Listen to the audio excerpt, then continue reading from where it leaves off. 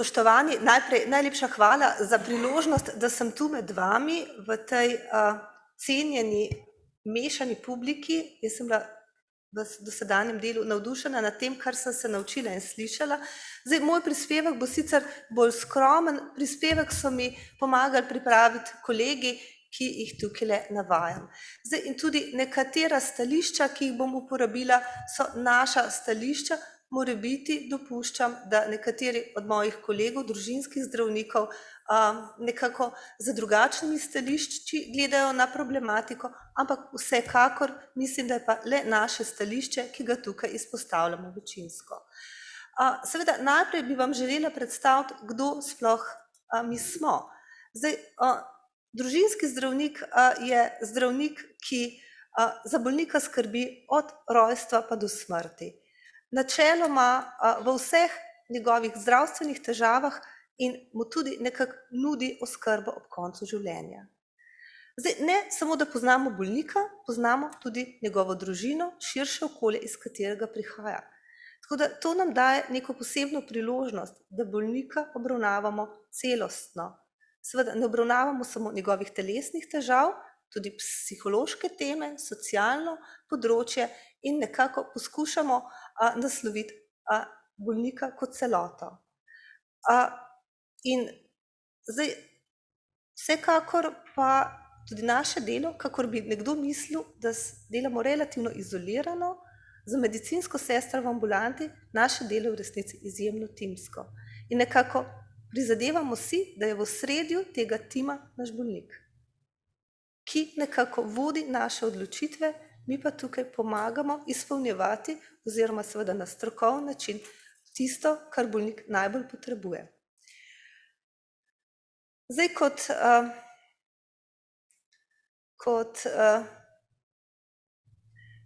kot zdravniki, ki smo zaključili medicinsko fakulteto, smo zaprisegli Hipokratu.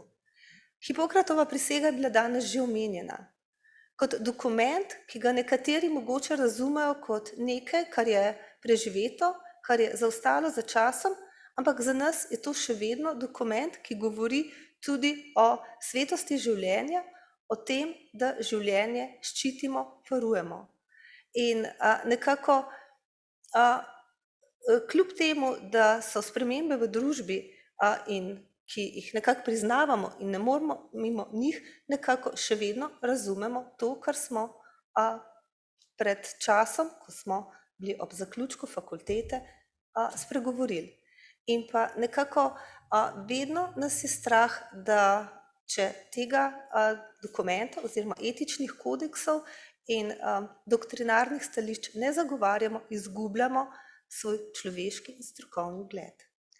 Seveda, stvari se spreminjajo. Tudi danes smo že izpostavili številne pomanjkljivosti in nedorečenosti, ki jih predlog zakona o pomoči pri prostovoljnem končanju življenja izpostavlja. Gotovo, veliko smo govorili o bolnikovi avtonomiji, napram avtonomiji, ki jo potem pač ima vseeno zdravnik, ki na koncu pomaga pri odločitvi oziroma se odloča. Zdaj, seveda teh določenih pravic seveda bolnika ne moremo negirati in tudi zavedamo se, da prihajajo bolniki v določene okoliščine, ki mogoče jih lahko razumemo kot razlog, da njihovo življenje ni več vredno do te mere, da si želijo živeti. To nekako lahko razumemo. Ampak spet, kje smo mi? Zdaj, seveda, vemo, številni naši bolniki, zdaj mi skrbimo, če pogledamo čez prst, vsak zdravnik družinske medicine je izbrani osebni zdravnik za približno do 2000 pacientov. Za te ljudi skrbimo. Skrbimo celostno, kot rečeno, in skrbimo skozi dolgo obdobje. Skrbimo tudi takrat, ko pride do bolezni, ki jim rečemo napredujoče, neozdravljive kronične bolezni. Nekaj le-teh je tukaj naštetih. Res, medicina včasih ne zmore, ampak na koncu bolniku lahko pomagamo. Zdaj, koliko takih bolnikov na leto obravnavamo? Zdaj, če recimo rečemo, da 20 naših bolnikov vsako leto umre, nekateri umrejo v bolnišnici, približno polovica je takih. Seveda, za nekatere smo prej pridno skrbeli doma. Nekaj pa je tudi takih, ki ustrezajo tej definiciji bolnika za kronično neozdravljivo napredujočo boleznijo. Takih je recimo 5 vsako leto. Zdaj, koliko je pa takih bolnikov, da bi od njih pričakovali, da nas bodo prosili, da jim pomagamo s postopki za končanje življenja. Če nekako z eno preprosto matematiko ugotovim, da bo zdravnik v svoji karieri nekako srečal morebiti 5 takih bolnikov skozi recimo 35-40 let svojega delovanja, ob tem, da vzamemo neko poprečno frekvenco, ki nekako se je izkazala v tujini za število ljudi, ki si želi pomoči pri končanju življenja. Torej, relativno malo. Mogoče enkrat na 6-7 let se bomo srečali z nekom, ki nas bo prosil za pomoč pri končanju življenja. Jaz moram reči, da veliko takih povpraševanj do sedaj nisem imela. Ne spomnim se nekoga, ki bi o tem z mano želel resno spregovoriti. No, pa poglejmo naprej. Kaj pa lahko mi naredimo? Zdaj, mi smo z bolniki res zelo blizu. To so naši bolniki, obiskujemo jih na domu. Tukaj nam pomagajo naši sodelavci, predvsem recimo patronažna medicinska sestra, negovalke, laične negovalke, družinski člani, sosedje, ki nekako se, posebno ko gre za bolj ruralno okolje, vključujejo v skrb za tega človeka, ki je bolan. Nekako mu lajšajo ne samo pač telesno utrpljenje, ampak tudi so z njim, se pridejo pogovoriti z njim, mogoče posloviti. Seveda, mi delamo tudi v domovih starejših občanov. Tam seveda veste, kakšna populacija je zelo starih, zelo bolnih ljudi, mnogi od njih seveda trpijo zaradi duševnih motenj, predvsem demence, in so zato kognitivno oškodovani in je sposobnost za odločanje v tistem trenutku absolutno izzvenela. Tako da v resnici za to populacijo, ki bi lahko nekako izpostavila potrebo po odločitvi o pomoči, imamo stalen kontakt. Seveda to nas postavlja v neko posebno vlogo. Srečujemo se z družino teh ljudi. Seveda smo družinski zdravniki. Kot rečeno, poznamo družino. Večinoma smo tudi izbrani osebni zdravniki družinskih članov. Zdaj, družina, seveda, ko se sooča s to težko situacijo, se srečuje z različnimi občutki. Strah jih je, so napeti, dostikrat se počutijo nemočne, ne znajdejo se. Tudi takrat, ko v resnici kognitivno vedo, kaj storiti, pa jih čustva premagajo, ne vedo, ne skličajo, želijo si pogovora, ne sprejmejo diagnoze, nočejo sprejeti, da je res tako hudo. Za svojega človeka želijo po njihovem mnenju vse najboljše, seveda, ampak stvari včasih ne razumejo. Pogosto so med njimi skriti bolniki, ne zmorejo bremena. In po drugi strani so pa lahko odlični sodelavci, nam odlično pomagajo, ko gre za skrb tega človeka, da nekako skupaj zmoremo, da nekako človek v tej svoji bolezni nekako ne obupa. Zdaj, paliativna medicina, o tem jaz ne bom veliko govorila, ampak vseeno nekako v nekem trenutku se tudi odločimo, da je bolnik v fazi, ko potrebuje paliativno obravnavo. Seveda gre za, kasneje bomo slišali na nadaljnjih predavanjih, več o tem, celostno, aktivno obravnavo tako bolnika, vključno za njegovo družino. Zdaj, tole je z enega mogoče majčkeno starejšega članka, pa mislim, da je še aktualno, o priložnostih paliativne medicine. Te priložnosti v našem okolju gotovo še niso izrabljene. Če pogledamo, izobraževanje iz paliativne medicine, to je nekaj, kar zdaj postaja izjemno aktualno in postaja del vseh kurikulov specializacije. Veliko se pogovarjamo, lahko prosim sem za malo vode. Veliko se pogovarjamo o opustitvi zdravljenja, ko le to ni več smiselno, da bolniku ki ne potrebuje nekih aktivnih pristopov. Hvala lepa. Ko bolniku nekih aktivnih pristopov, ki jih ne potrebuje, ne nudimo več in se o tem aktivno pogovorimo. Seveda, medicina napreduje tudi na področju paliativnega zdravljenja.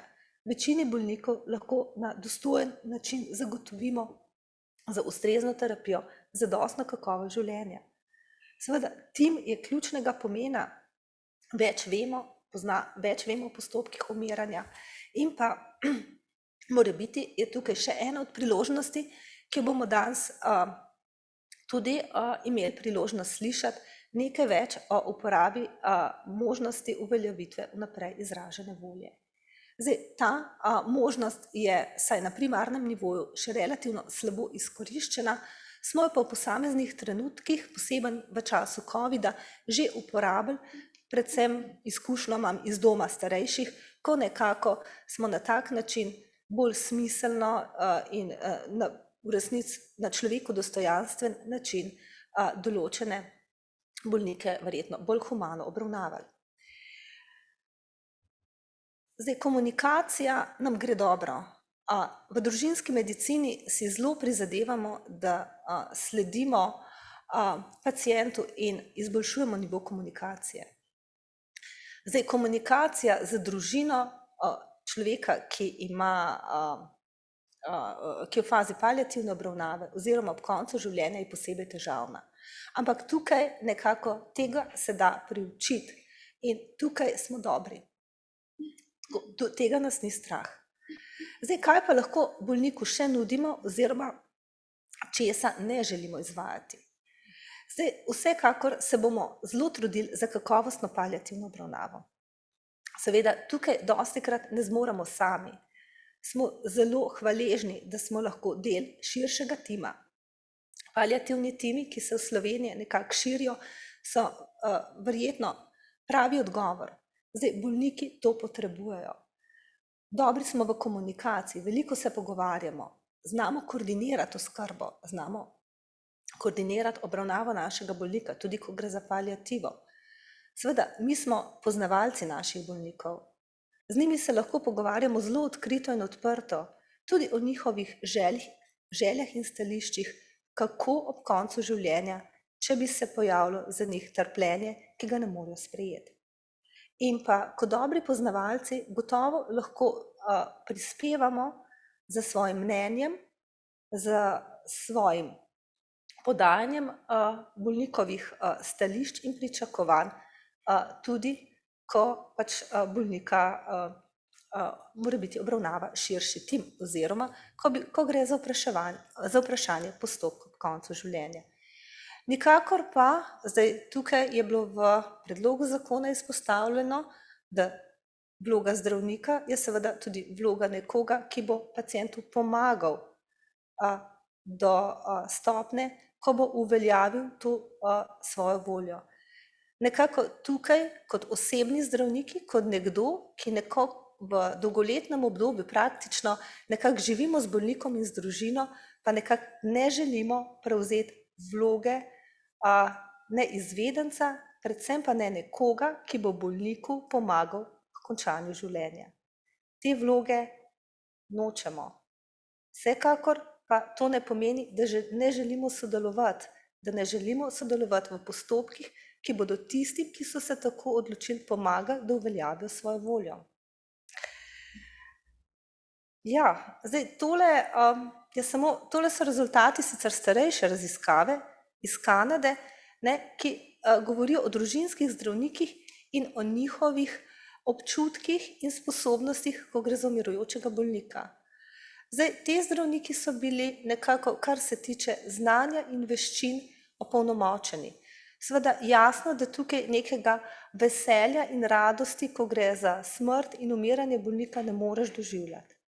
Ampak predvsem tukaj nekako mislim, da tukaj v smislu same podpore pa tudi nam ne gre slabo. Zdaj, če povzamem,